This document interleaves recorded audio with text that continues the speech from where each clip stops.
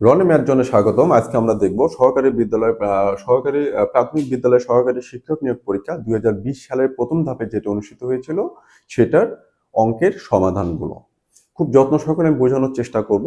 তো এই অঙ্কটা করার আগে আমি ডায়াগ্রাম থেকে বুঝিয়ে দেব যে এই কোশ্চেনটা আসলে কি বোঝাচ্ছে। 7 সেন্টিমিটার ব্যাসার্ধ বিশিষ্ট বৃত্তের একটা বৃত্ত যেটার ব্যাসার্ধ কত 7 সেন্টিমিটার, বৃত্তের অন্তর্নিহিত বর্গক্ষেত্রের এইটার মানেটা কি? এইটার মানে হলো আমি এখান থেকে একটা বৃত্ত আঁকাইলাম। এই বৃত্তটা আঁকানোর পরে আঁকাটা আপনার ধরে নেন যে এখানে চারটা বাহুই কি সমান। ওকে, চারটা বাহুই কি ধরে নেব? আমি সমান ধরে নেব। এটা ধরবো এটা একটা বর্গ, চারটা বাহুই কি হবে সমান। বৃত্তে অন্তর্লিখিত মানে এই বর্গের যে চারটা শীর্ষ আছে, একটা দুইটা তিনটা চারটা, এই বৃত্তের পরিধিটা এই চারটা শীর্ষ দিয়েই যাবে। এটা হলো অন্তর্নিহিত।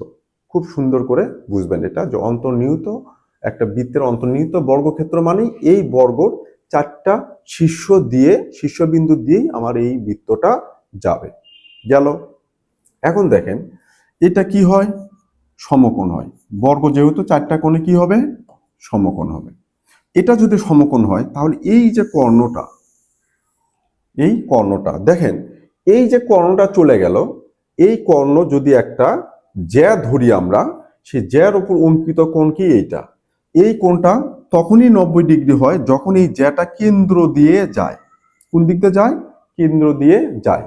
তাহলে একটা বৃত্তের জ্যা যদি কেন্দ্র দিয়ে যায়, যেটাকে আমরা ব্যাস বলি, তাহলে এই জ্যা এর উপর অঙ্কিত বৃত্তস্থ কোণ মানে বৃত্তের পরিধির উপর যে কোণ, বৃত্তস্থ কোণটা 90 ডিগ্রি হয়।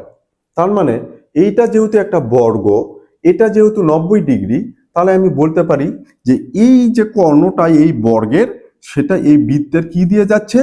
কেন্দ্র দিয়ে যায়। খুব সহজ কথা, এটা আগে বুঝতে হবে, অঙ্ক পরে।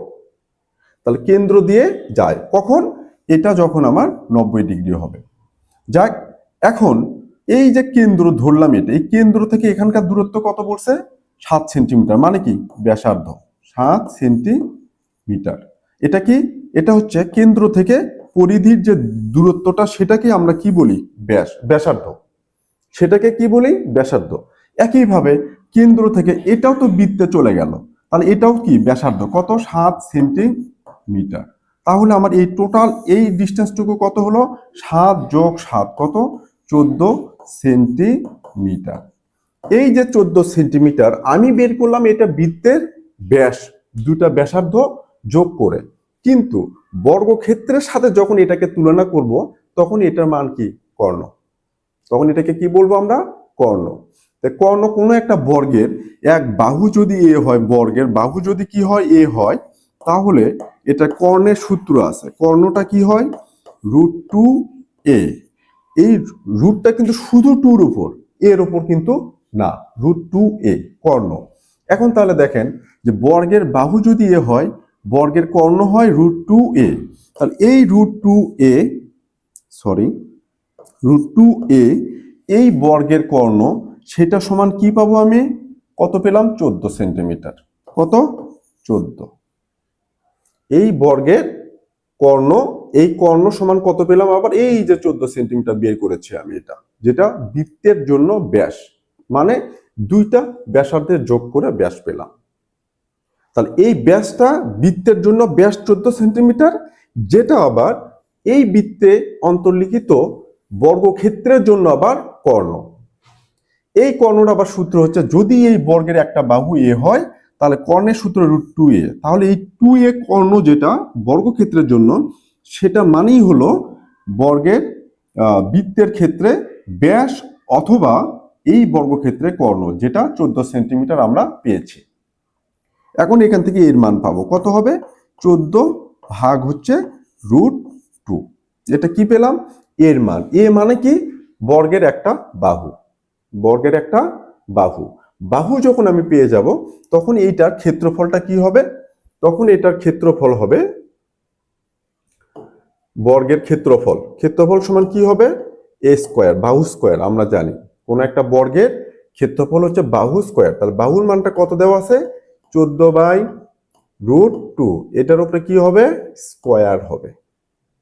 এখন এটাকে ভাঙার ছোট্ট একটা সূত্র দিয়ে দেই, তাহলে আরো সহজ হবে আপনাদের জন্য। সেটা হলো এটার উপরে স্কোয়ার আছে, তার মানে কি 14 উপরে স্কোয়ার বাই √2 উপরে স্কোয়ার, মানে এই পুরোটার উপরে যদি স্কোয়ার থাকে এটা কয়বার গুণ হবে? 2বার গুণ হবে। তাহলে কি হবে? 14/√2 গুণন 14/√2। তার মানে এই যে 14 ভাগ ডিভাইডেড বাই √2 আছে, এটার উপরে স্কোয়ার থাকার জন্য এটা 2বার গুণ হবে। এখন ওপরে কি হবে আমার? 14 গুণন 14, নিচে কি হবে? √2 গুণ করলে 2 হয়।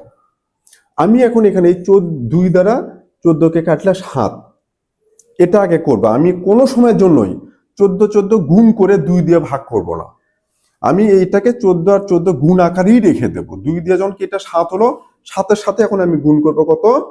14। কি হবে? 4 7 28-এর 8, হাত থেকে 2, 7 থেকে 7 আর 2 কত?